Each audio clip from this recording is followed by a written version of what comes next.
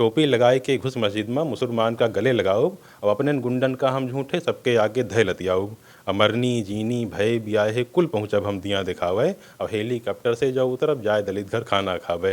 और सारा समीकरण बैठाओ धरब जीत हम थैली माँ, हमहू लड़ब विधायकी माँ हमहू लड़ब। लेख हराहरा नोट बहारे नेताजी खगुहान। नमस्कार दोस्तों, मेरा नाम है लवकुश यादव और आप देख रहे हैं खबर पॉइंट यूपी। इस वक्त हम मौजूद हैं अमेठी में और अमेठी के लगातार जो कंटेंट को मिलवा रहे हैं और दिखा रहे हैं आपको सक्सेस स्टोरी। लेकिन आज हमारे साथ बातचीत करने के लिए एक कवि हैं, उनसे हम बातचीत करेंगे और जानेंगे कि वो कविताओं को कैसे लिखते हैं और आपको भी सुनवाएंगे उनकी कोई महत्वपूर्ण कविता।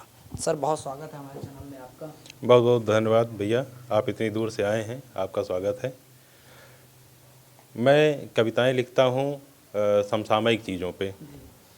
तो हमारे दिमाग में ये आया कि नेता लोग कैसे प्लानिंग करते हैं अपना चुनाव लड़ने के लिए, तो उससे से कुछ संबंधित हमने लाइनें तैयार की हैं कि हम भी कैसे चुनाव अगर लड़ना चाहें तो कैसे उसकी प्लानिंग करेंगे। तो सुनिएगा कि हमहू लड़ब विधायकी माँ हमहू लड़ब विधायकी माँ। पूरी कविता अवधि में है, हम अवध क्षेत्र से आते हैं। तो हमहू लड़ब विधायकी माँ हमहू लड़ब विधायकी माँ, राजपूत भयवादी बाटे बभनन के गोड़वा धई लेबै, और समझाए बुझाए के लय दई के दलितों के ओटवा लय लेबै। यादव ठाकुर भाईचारा राग अलापब जोर जोर, अब बाकी सब जतियन से हम लय लेबै ओटवा थोर थोर। टोपी लगाए के घुस मस्जिद में मुसलमान का गले लगाओ, टोपी लगाए के घुस मस्जिद में मुसलमान का गले लगाओ, अब अपने गुंडन का हम झूठे सबके आगे धय लतियाओ। अब मरनी जीनी भय ब्याहे कुल पहुँचब हम दियाँ दिखावे, अब हेलीकॉप्टर से जाओ उतरब जाए दलित घर खाना खावे। और सारा समीकरण बैठाओ धरब जीत हम थैली माँ, हमहू लड़ब विधायकी माँ हमहू लड़ब विधायकी माँ। तो ये हमारी प्लानिंग थी, इसी के आधार पर हमने कविता बनाई है एक। तो सर, जो आप कविता बनाए हैं, अभी चुनाव भी आने वाला है और नेताओं से रिलेटेड है, जो ज़मीनी हकीकत है, आजकल ऐसा हो भी रहा है, तो आपको कोई डर नहीं लग रहा है कि हम नेता के खिलाफ बोल रहे हैं या फिर कोई, क्योंकि अभी कॉमेडियन एक थे कुणाल, उनके ऊपर उनके स्टूडियो में बड़ा हमला हुआ, उन्होंने एक कॉमेडी करी थी वहाँ के उप मुख्यमंत्री के ऊपर, तो इसको लेकर क्या सोचते हैं? नहीं, ये किसी नेता के ऊपर पर्टिकुलर टिप्पणी नहीं है। ये जो है, ये जैसा कि माहौल लोग बनाते हैं पक्ष विपक्ष सारे लोग मिल करके, तो ये हर नेता की क्वालिटी नहीं है। लेकिन ज़्यादातर नेता, ज़्यादातर लोग जो हिसाब से वोटों का अपना ध्रुवीकरण करने के लिए इन सारी चीज़ों का उपयोग करते हैं, तो कहीं ना कहीं इसमें डरने वाली कोई बात नहीं है। जो सच्चे नेता हैं उनको बुरा नहीं लगेगा, और जो जिनको बुरा लगना हो उसको कोई दिक्कत नहीं। और कोई कविता हो जो आपकी प्रिय हो, उसको सुनाइए। जब नेताओं से संबंधित ही काफ़ी सारी कविताएं हैं। एक तो है कि जब ये लोग जाते हैं वोट मांगने के लिए, तो वहाँ पे वादे कैसे करते हैं कि मीठे मीठे वादों की मैं झोली भर कर लाया हूँ, और मैं सपनों का सौदागर सपने बेचने आया हूँ।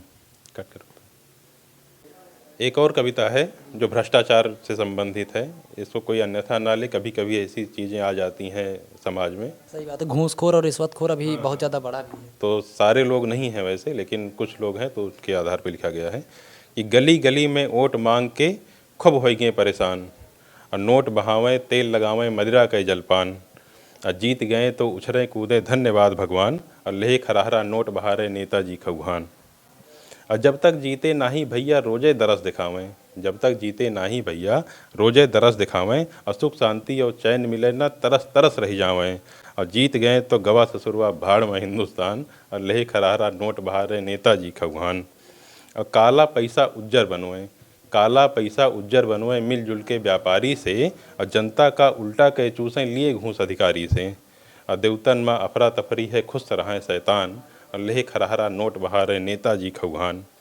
अब 5 साल का नेताजी अब हो गए लोहा लाट, 5 साल का नेताजी अब हो गए लोहा लाट, सूट बूट और महंगी गाड़ी देखा ठाट बाट, और कानून धरा जाए ताखे पा, कानून धरा जाए ताखे पा, और कूड़े में संविधान, और लेख हराहरा नोट बहारे नेताजी खगुहान। अब मूर्ख बनई सहिजा गाड़ा भौजी खूब गरियावें, मूर्ख बनई सहिजा गाड़ा भौजी खूब गरियावें, और कॉलोनी पीछे 20,000 नेताजी ठिकवावें, और 10,000 नेताजी पावें 10 समाज कल्याण, लेख हराहरा नोट बहारे नेताजी खगुहान। बहुत बहुत धन्यवाद।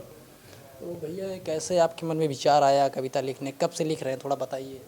ये कविता हम लॉकडाउन और उससे पहले से भी कुछ लिख रहे हैं। तो जैसे जैसे घूसखोरी का मामला सामने आता है, न्यूज़ वगैरह में देखते हैं, तो हमें लगा कि इन चीज़ों पे थोड़ा प्रकाश डालना चाहिए। क्योंकि आज़ादी के बाद हम लोग अंग्रेज़ों से जब आज़ाद हुए तो इसलिए नहीं आज़ाद हुए कि हम आपस में एक दूसरे को शोषण करने लगे। तो अगर हम आपस में रह रहे हैं तो थोड़ा ठीक ढंग से रहें, एक दूसरे के प्रति ईमानदार रहें।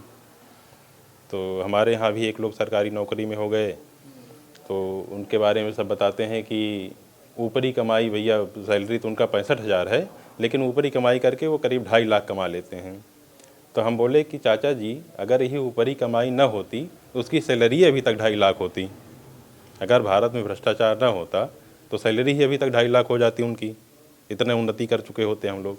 इसलिए इनसे अनुरोध है कि इस पे घूसखोरी पे जो है ध्यान न दे करके उन्नति पे ध्यान दें, उतनी ही कमाई होगी जितना इससे हो रही है। धन्यवाद। जैसे पहले कहा जाता था कि अधिकारी लोग कहते थे किसी को आप पैसा दीजिए, तो लोग कहते थे कि हमारे बीवी बच्चे हैं भैया पैसा नहीं लेंगे। अब उल्टा हो गया है कि कुछ दे दीजिए हमारे बीवी बच्चे। हाँ, ये चीज़ें चल रही हैं, लेकिन उनको ध्यान नहीं है कि नुकसान क्या कर रहे हैं। कल को उनका भी बच्चा सरकारी नौकरी पाएगा अगर, तो हम उसमें कोशिश ये रहती है कि उसकी सैलरी बढ़े। जैसे जैसे देश उन्नति करेगा तो सरकारी लोगों की भी सैलरी बढ़ेगी, तो उनका अपना भी फ़ायदा है उसमें, नंबर 1 का पैसा पाएंगे। लेकिन भ्रष्टाचार की वजह से क्या होता है, उन्नति रुक गई देश की, तो उनकी सैलरी भी उतनी पे ही अटकी हुई है, उनको अभी भी घूस का सहारा लेना पड़ रहा है।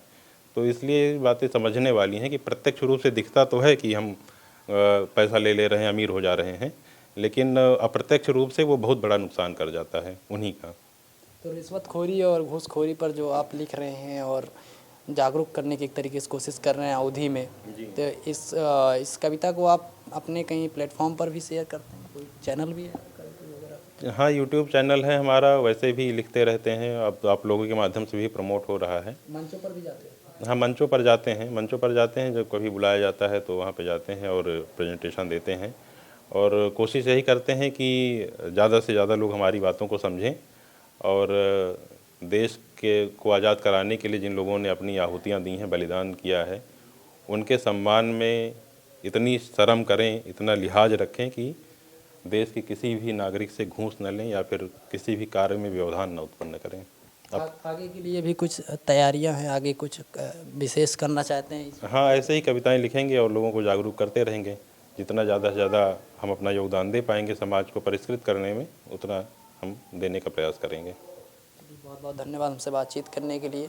तो दोस्तों, ऐसे ही लगातार हम कहानियाँ आप तक सुनाते रहेंगे, लाते रहेंगे, लोगों को भी इंटरव्यू के माध्यम से उनकी बात को पहुँचाते रहेंगे। आप देखते रहिए खबर पॉइंट यूपी को। हमारे साथ कैमरे के पीछे हैं श्रीलाल यादव और मैं हूं आपके साथ। धन्यवाद।